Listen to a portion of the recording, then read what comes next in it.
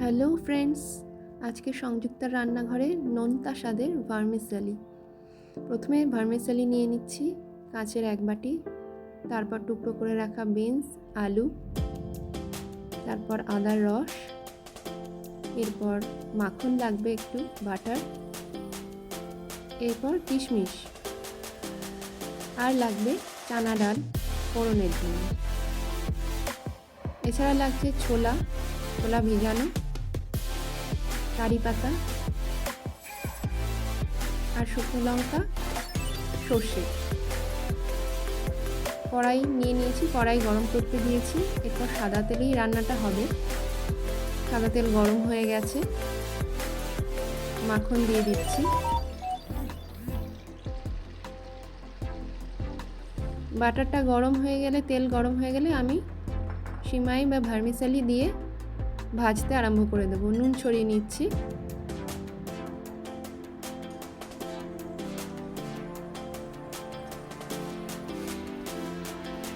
লালচে করে ভেজে তুলে নেব। এই রান্নাটা সাউথে 3 বছর ছিলাম, ওখানে খেয়েছি প্রথম। ওরা টমেটো দিয়ে একটু টক টক করে, একদমই মিষ্টি দেয় না, কিন্তু এখানে আমি টমেটো দিচ্ছি না, নুন চিনি আর ঝাল দিয়েই করব।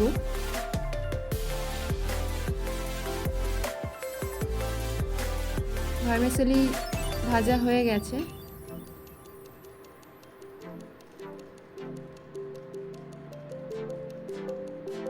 এবার এটা তুলে নিয়ে রেখে দেবো আলাদা করে।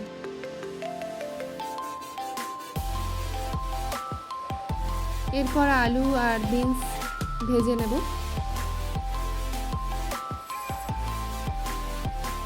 হলুদ ছড়িয়ে দিচ্ছি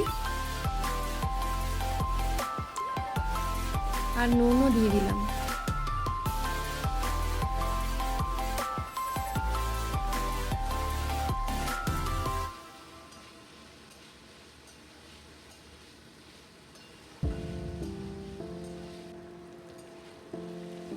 তিন বছর সাউথে থাকার সুবাদে অনেক রান্নাই ওখানে শিখেছি এবং খেয়েওছি। এটা ব্রেকফাস্ট হিসাবে খুবই ভালো, তাড়াতাড়ি যেমন হয় তেমনি খেতেও দারুণ। সাউথে ওরা টক টক করে, কিন্তু বাঙালিদের মতো একটু নুন ঝাল মিষ্টি হিসাবে করলে ভালোই লাগে। আমার আলু আর বিনস ভাজা হয়ে গেছে, এটা তুলে নেব।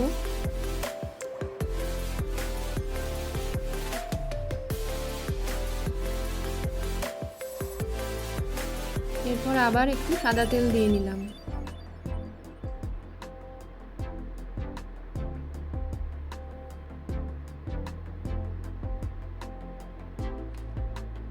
এরপর ফোড়ন, শুকনো লঙ্কা ফোড়ন, সর্ষে ফোড়ন,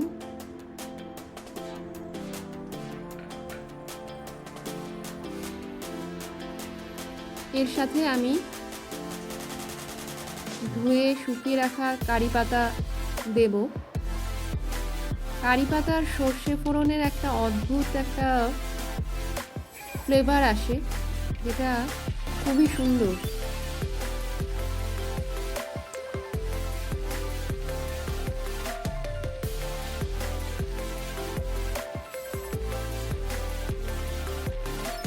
কারি পাতা অল্পই দিচ্ছি, মুখে পড়লে বেশি হলে মুখে পড়লে ভালো লাগবে না।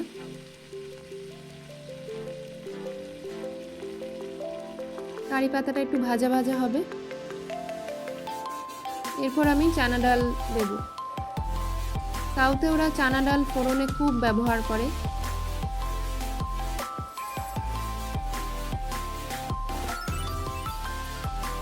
কোকোনাট চাটনি যেটা ওরা বানায়, ওতেও ফোড়ন হিসাবে চানা ডাল, সর্ষে ফোড়ন ওরা ব্যবহার করে।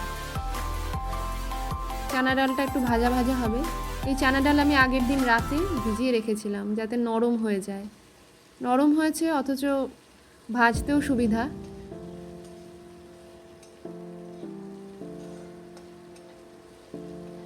ওরা একটু চানা ডালটা ক্রাঞ্চি রাখে। চানা ডাল ভাজা হয়ে এসছে।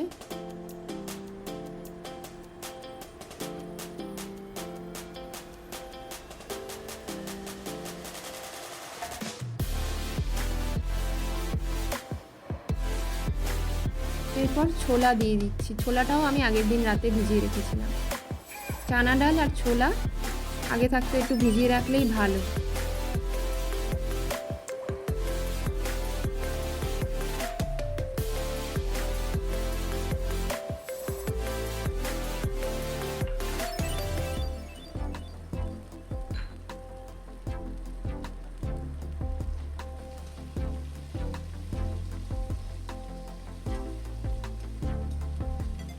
সাউথে বিয়েবাড়িতে বুফেতেও এই প্রিপারেশনটা থাকে।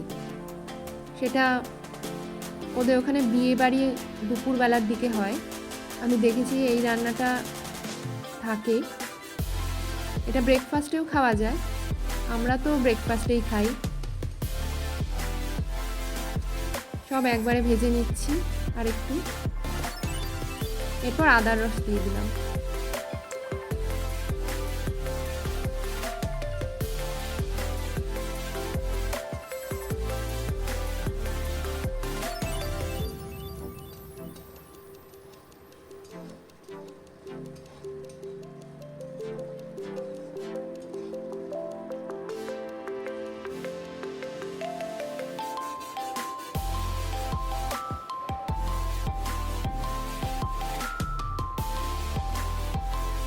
গ্যাসে আমি একই রকম ফ্লেম রাখছি না, একটু সিমে করছি আবার মিডিয়ামে দিচ্ছি, এরকম করছি। এবার আলু আর বিনস ভেজে রেখেছিলাম সেটা দিয়ে দিচ্ছি।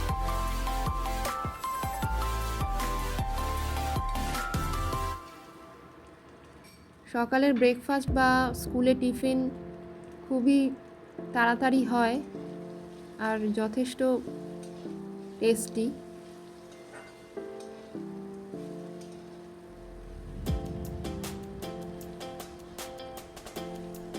এটা আমি আজকে পেঁয়াজ ছাড়া দেখাচ্ছি, এটা পেঁয়াজ দিয়েও করা যায়। এবার ভেজে রাখা সিমাইটা অ্যাড করে দিচ্ছি।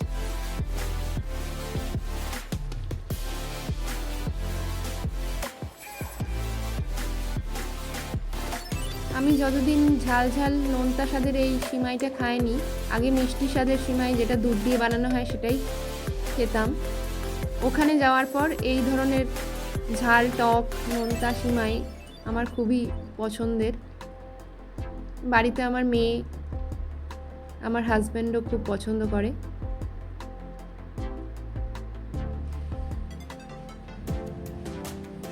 চিনি দিয়ে দিলাম। আবারও বলছি, সাউথে এটা চিনি ছাড়া টমেটো দিয়ে বানায়, টক টক হয়। আমি চিনি দিচ্ছি হালকা করে, জল দিয়ে দিলাম। এবার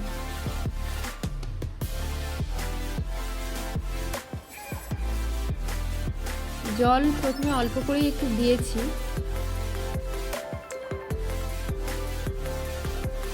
যদি ঠিকঠাক সেদ্ধ হয়ে আসে আর জল দেবো না, নয়তো সামান্য পরে একটু দিয়ে নেওয়া যায়, সেটা নিজেকে বুঝে নিতে হবে।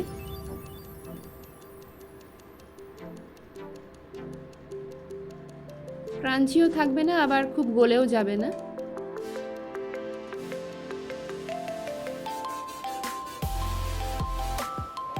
অনেকটা চাউমিনের মতো দেখতে লাগছে, কিন্তু এটা সিমাই। এবার আমি ভিজিয়ে রাখা কিশমিশটা দিয়ে দিচ্ছি।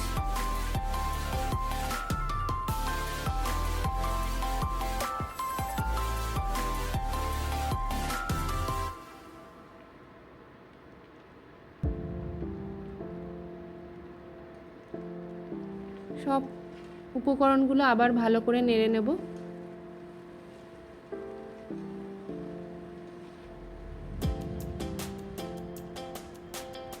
তৈরি হয়ে এসছে আমার ঝাল নোনতা মিষ্টি স্বাদের সিমাই। আরও কিছুক্ষণ রাখছি গ্যাসে।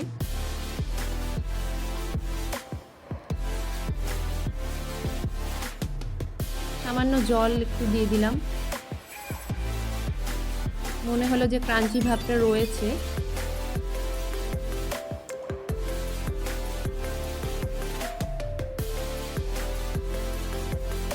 অনেকে আবার ওই ক্রাঞ্চি ভাবও পছন্দ করে।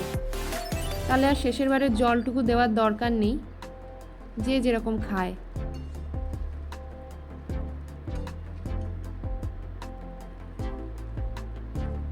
রান্নাটা আসলে ঘরের মানুষ যেরকম পছন্দ করে, ঘরের মেম্বাররা সেরকমভাবেই করা ভালো।